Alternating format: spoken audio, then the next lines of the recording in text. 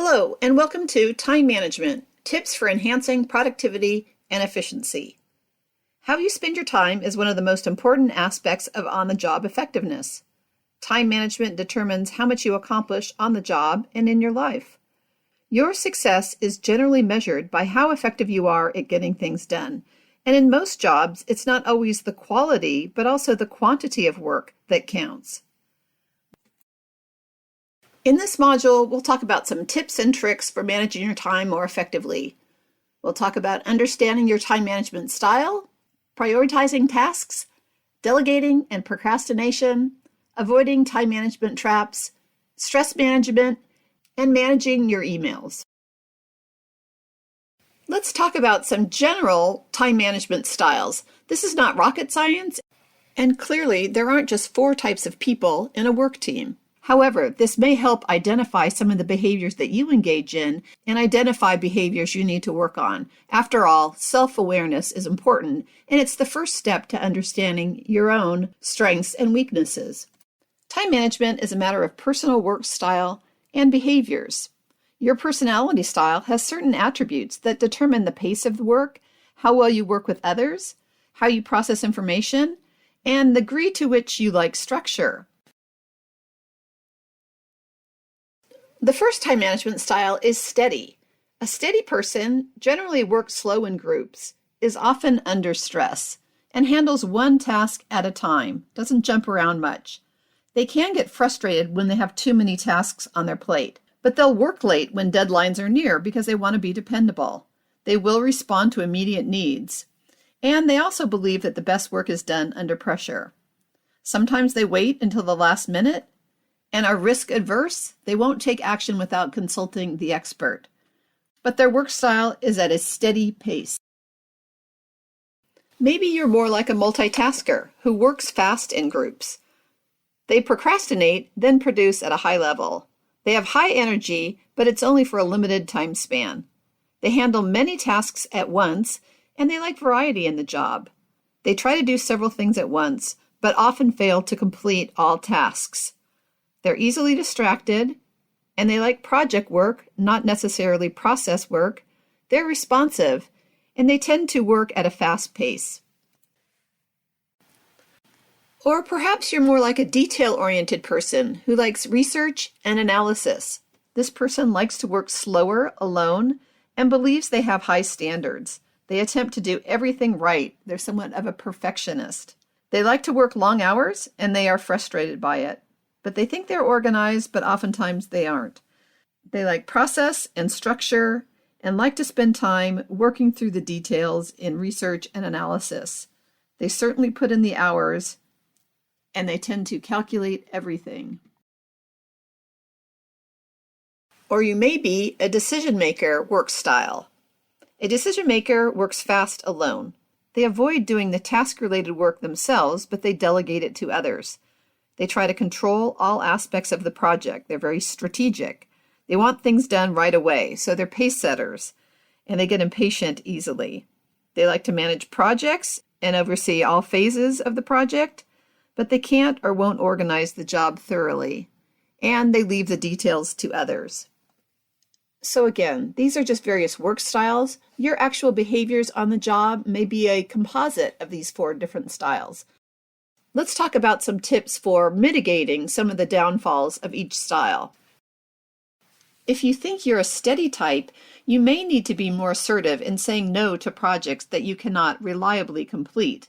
And try a project management system that helps you track your projects, develop detailed action plans, and manage your stress levels. If you think you're more of a multitasker, you can juggle several tasks at once, but you tend to be scattered. You're more effective when confronted by a deadline, but you tend to put those tasks off that are unimportant or boring to you. So you need a time management system that allows you to keep track of multiple priorities. Select a few critical issues that are important to you and focus on those. Get a grasp of the project and set deadlines and milestones. If you feel that you're more detail-oriented, to mitigate some of your behaviors, you need to think more big picture and not get lost in analysis paralysis. And if you're a decision maker, you may want to collaborate better with your coworkers. They may not work as fast as you, but their cooperation is essential to getting work accomplished. Try to collaborate with coworkers to set mutual goals, keep track of tasks you delegate to other people, and ensure that they understand the goals and the purpose of the task. So again, those are some guidelines that may help you to notice some of the behaviors that get you into trouble from a time management standpoint, and steps that you can take to mitigate those issues. Setting goals is what allows us to complete the most important tasks facing us. Conscious of it or not, you decide how and when you will spend your time. Rather than taking a powerless stance with statements like, "I didn't have the time to do it," why not take control of this important, life-shaping process by being honest about it? Say, "I chose not to do it at this time," or "I didn't want to do it," or even, "It's not my top priority."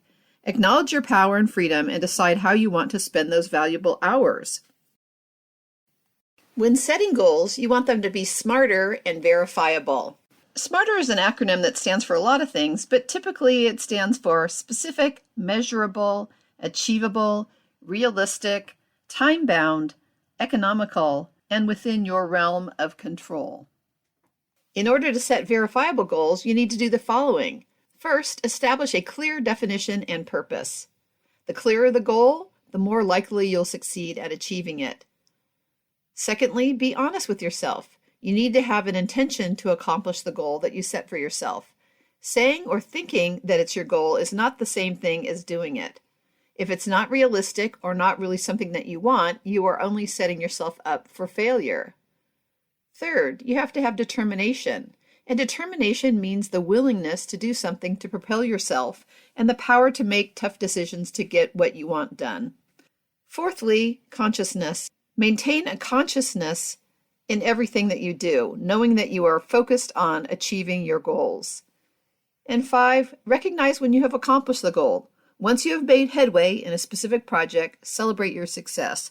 Reward yourself for focusing on what is most important to you. Something that can help most people manage their time better is a system, but you should use one that works for you. There are countless time management tools that can help you get a handle on tracking your time. The tools available to you are vast, but some can be so cumbersome and tedious that they defeat the purpose altogether. A system that works for one person may be too structured for another. So the purpose of a time management system is to make you more disciplined in analyzing and planning your day. The best system is one that works for you, depending on your natural style of self-management. You may want to try a prioritization system, dividing tasks into their perceived importance like A, B, or C. This system does provide order and sequence, but it fails to recognize the tasks that you like to do. A simpler way is to make conscious decisions about the task you want to complete and are able to complete, and delegate, ignore, or find another way to get the job done. You may want to try a loose leaf planner, paper-based calendars and planning tools that are helpful in organizing time and details. Or electronic tools, calendars, software, and electronic gadgets to help manage your time and keep you on track, unless the maintenance of them results in more time wasting than time savings. Or maybe you just want to rely on yourself and your memory to juggle your various projects. Sometimes responsibilities and deadlines can slip through the cracks. Try to use a simple to-do list or reminders of important dates and appointments for a more systematic and organized time management system. Administrative tasks take up a large part of the day for most people. Reports, surveys, customer requests, and internal correspondence mean that a good deal of your day must be spent doing administrative projects. One way to get through your task list is to focus on urgent and important items. If it's a task that takes under 5 minutes, just do it. And save easy tasks for the slow period. Maybe you're a morning person and that's your most productive time, so the afternoon might be a little slower. Or maybe you shift into gears in the afternoon and find your mornings to be an easier time to do the more mundane, process-oriented work. And most people spend a great deal of time handling emails. So as a team, set the ground rules so you understand what the standard for responsiveness is. Don't check your emails incessantly, maybe once an hour. More if you're in a customer-facing position, possibly, or less if you're not a computer-based worker. There are many tools available that automatically sort your emails into specific folders, and you could also unsubscribe to emails, so your inbox is not overloaded. Also, make sure that your emails are clear and concise. Make it easy for the person to read your email using numbered lists and subheads, and each email should focus on one subject. Anticipate the questions the person might have, and ensure that all of your email correspondence is efficient, proactive, and specific. Avoid these time management traps. Here are some common issues that impact productivity. Decide yes or no. To best manage time, you need to make better decisions more quickly. Ask yourself at all times, am I being proactive? Am I focusing on my priorities? Am I being honest with myself about what I should be doing at this time? If the task does not fit into that criteria, then it is not important to you and should be avoided. Follow up with people. If you are waiting for someone to get back to you, make sure you are proactive rather than reactive, and ask what you can do to speed up your request. Don't expect that your priority will be their priority, but ask for a specific time that you can call them back for the information and impose a deadline on them. Anticipate and put out fires. It's common for a person to lose control over workplace stress and become negative and irritable. When you lose control over the regularity and reliability of your daily functions, it's difficult to cope. Contingency planning and flexibility are extremely important to successfully manage stressful situations or your regular day-to-day time management. Say no. Don't take on additional responsibilities if you are unable to complete your own job. People who have a problem saying no value relationships, want to help out, and are afraid to deny a request, but they often get taken advantage of. So keep your own priorities in mind and explain the reason that you can't help them out. Other options are to delegate, eliminate, postpone temporarily, or offer an option by setting parameters, saying I can help you on Friday, but only until 3 o'clock.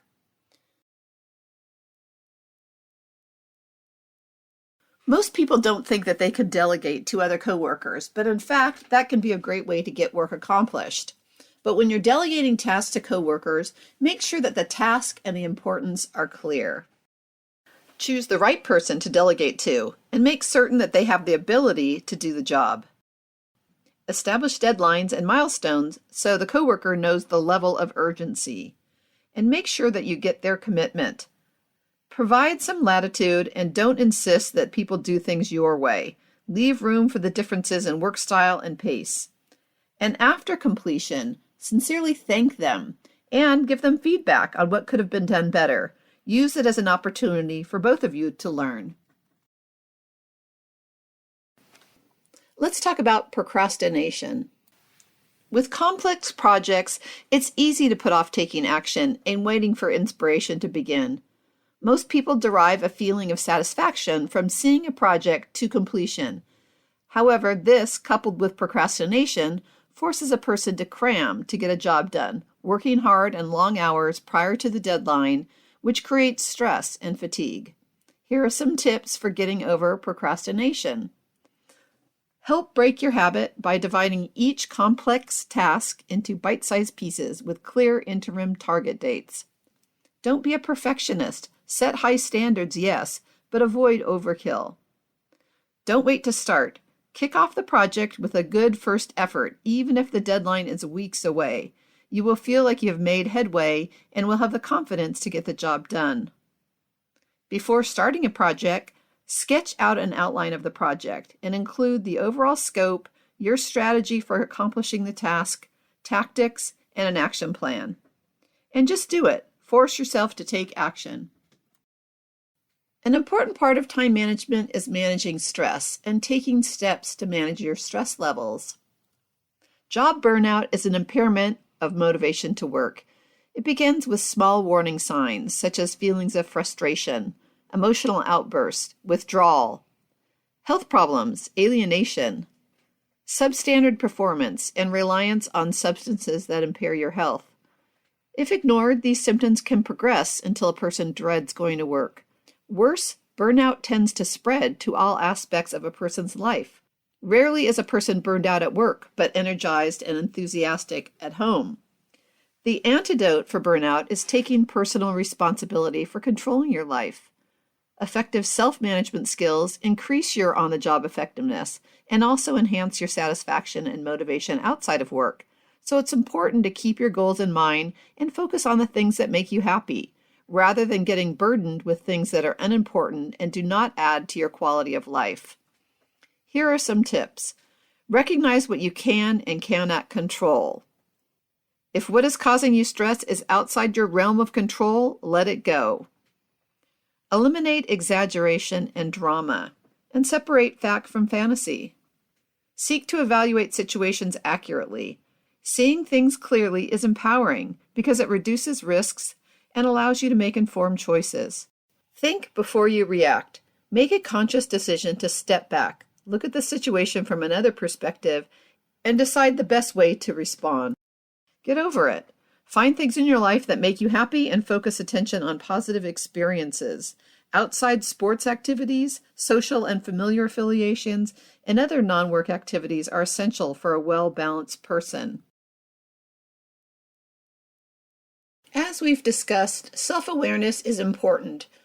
Understanding your work style and some of the behaviors that can get you into trouble is important in order to recognize your strengths and weaknesses.